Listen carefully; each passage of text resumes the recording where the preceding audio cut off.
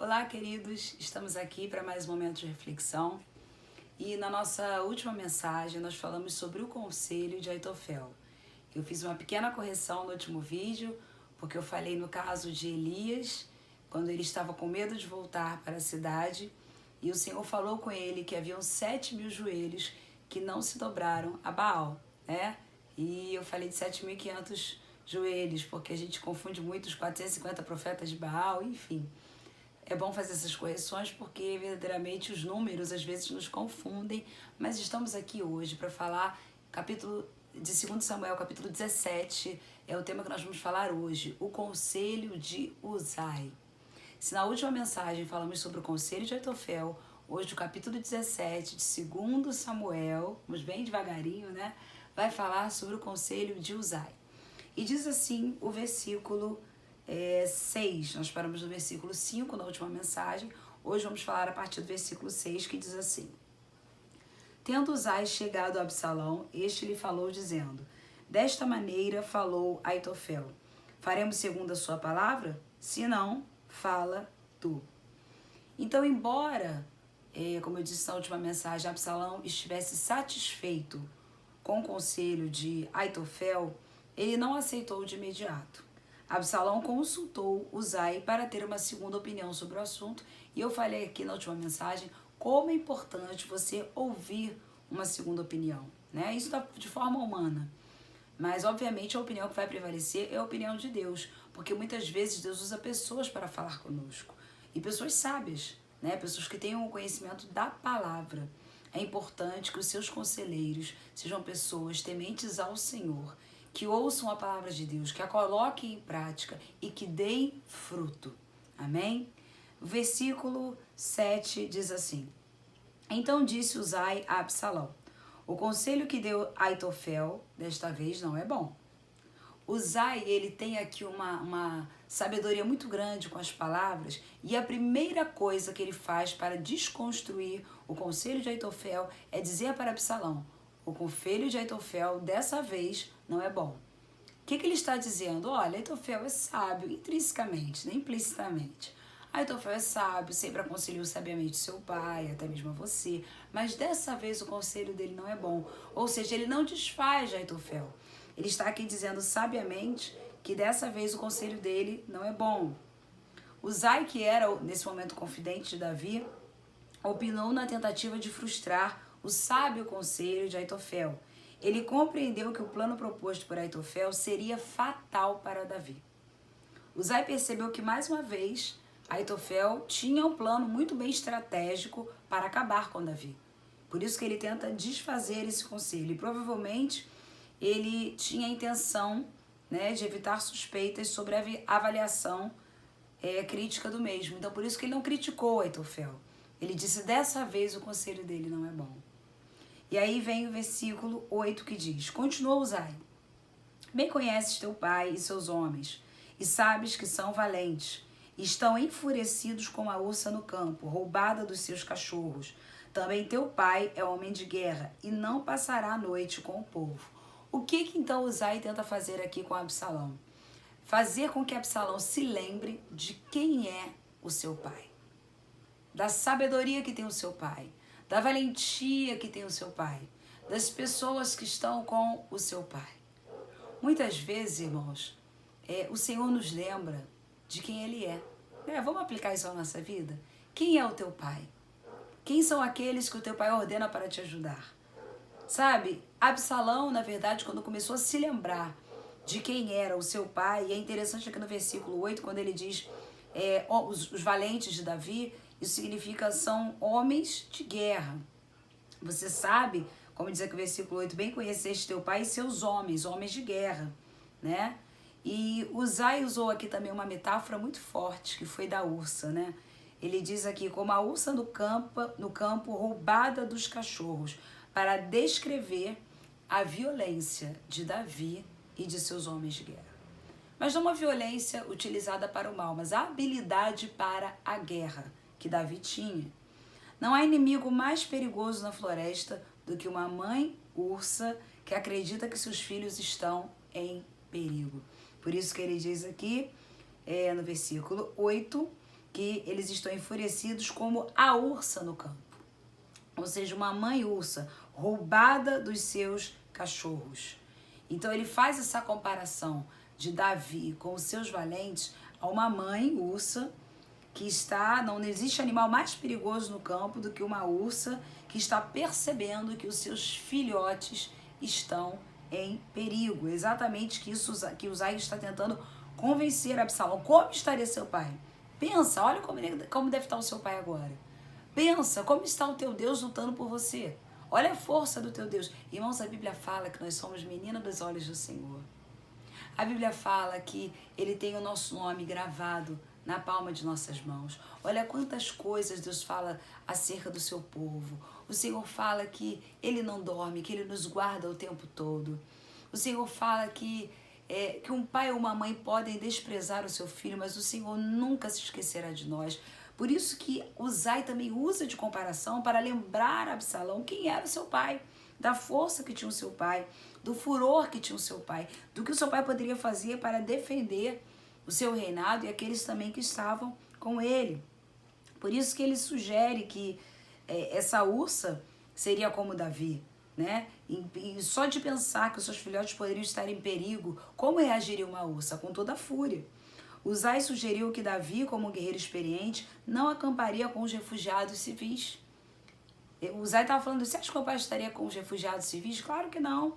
Conforme a declaração, não passará a noite com o povo. Por isso que ele diz exatamente isso.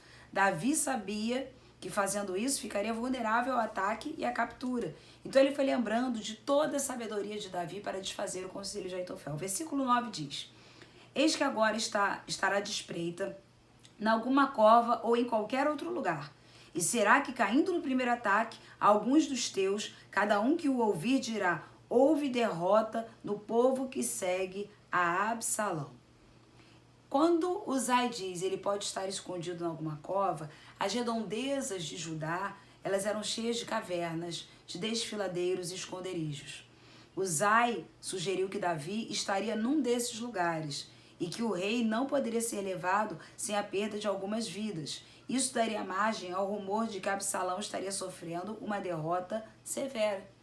Então o conselho de Uzai agora é, você acha que Davi estaria dormindo com o povo? Com os civis, com os guerreiros civis? Não.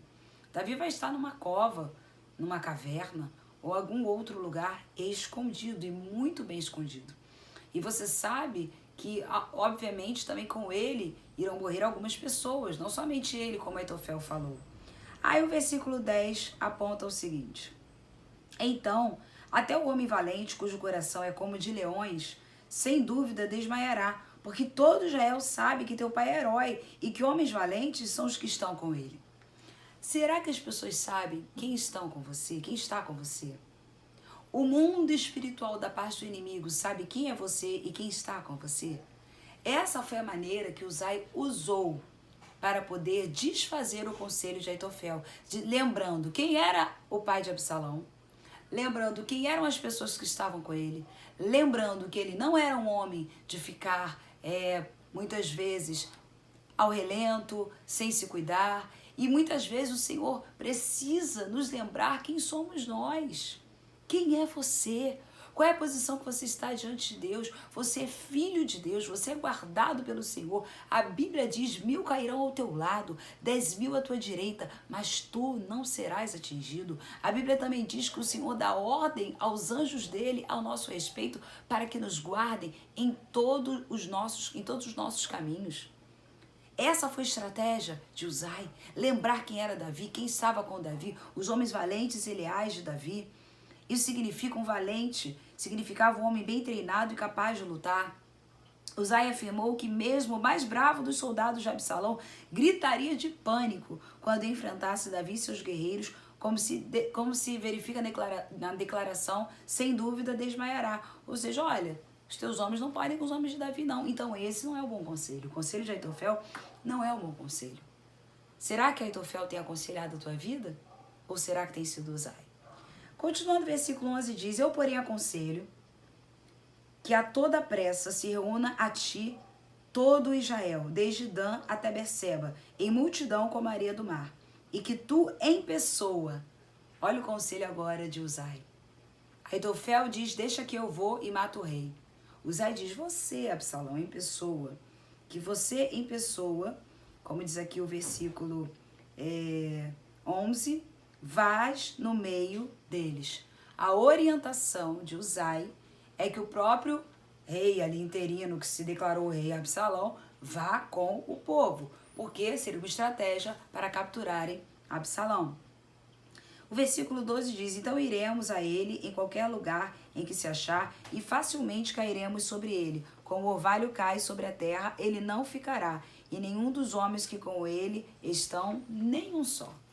Então parecia um conselho interessante.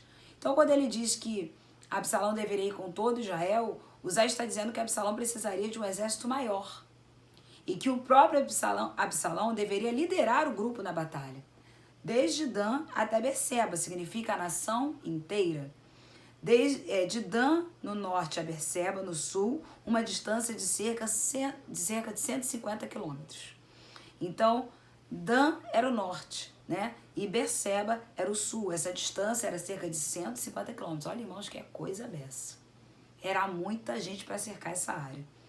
Uzai usou a linguagem figurada como a areia do mar para descrever o exército que seria necessário para destruir as tropas de Davi. Uzai sabia que levaria tempo para juntar tantos homens. Então isso gerou tempo para a fuga de Davi, para que Davi tivesse um plano muito bem organizado, um tempo que Absalão perdesse ali para reunir toda essa tropa e que aquilo era o tempo que Davi precisava. O comentário que ele faz em qualquer lugar que se achar indica que Absalão não sabia onde Davi estava escondido.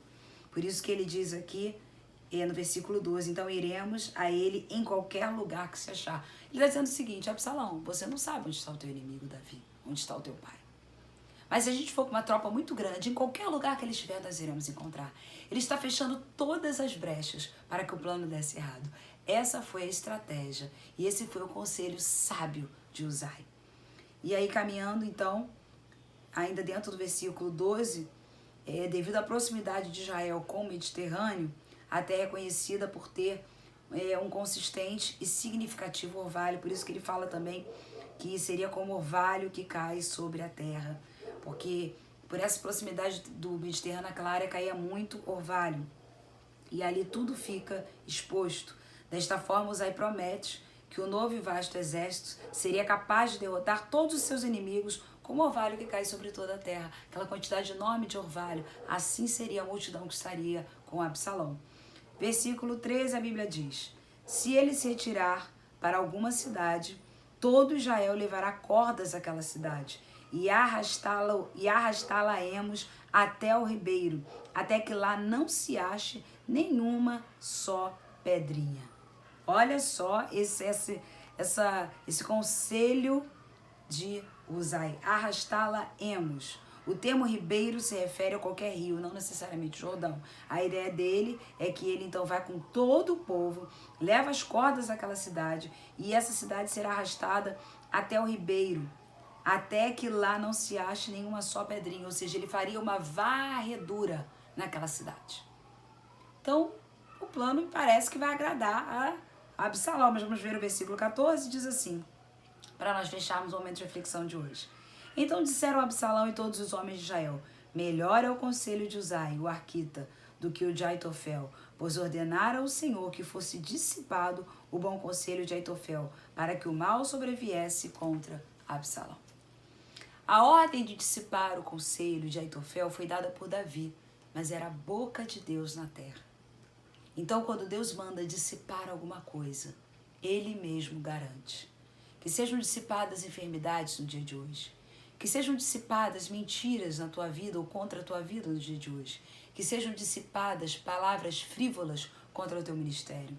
Que sejam dissipadas as maldições sobre a tua vida. Que sejam dissipadas os espíritos de confusão. Que sejam dissipada agora toda a porta fechada, toda a porta de emprego que foi fechada sobre a tua vida, todo o problema financeiro, que seja dissipado em nome de Jesus. Essa é a palavra do Senhor sobre nós no dia de hoje.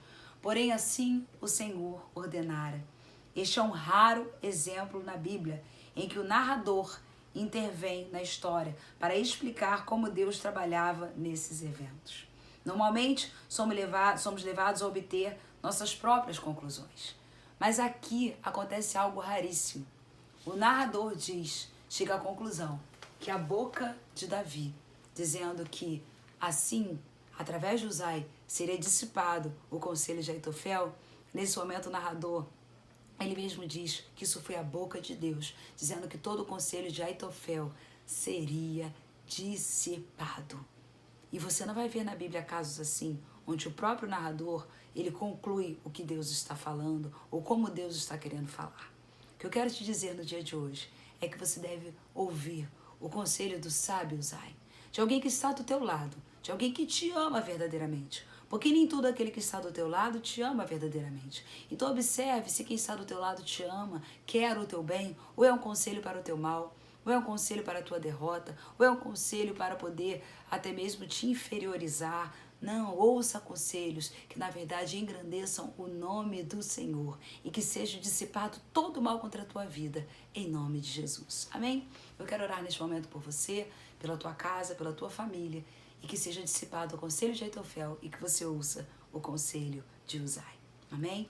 Senhor Jesus, eu quero colocar cada vida neste momento em tuas mãos, pedindo ao Senhor que o Senhor venha abençoando, guardando, livrando de todo mal. Dissipa, Pai, no dia de hoje, toda maldade, toda palavra maligna, todo conselho maligno, que seja dissipado agora em nome de Jesus Cristo. Que venha sobre nós o conselho de Uzai, que venha sobre nós o conselho da Tua palavra, que venha sobre nós o Teu bom conselho, que venhamos a receber de Ti neste momento a Tua graça e a Tua vitória sobre nós. Nos dá do Teu poder, da Tua sabedoria. Não permita, Senhor, que sejamos enganados, em nome de Jesus, e que você receba aí a vitória do Senhor, em nome de Jesus. Até o nosso próximo momento de reflexão, e que o Senhor te abençoe e te guarde, e que Ele faça resplandecer o rosto dele sobre a tua vida e te dê a paz. Que Deus abençoe a todos.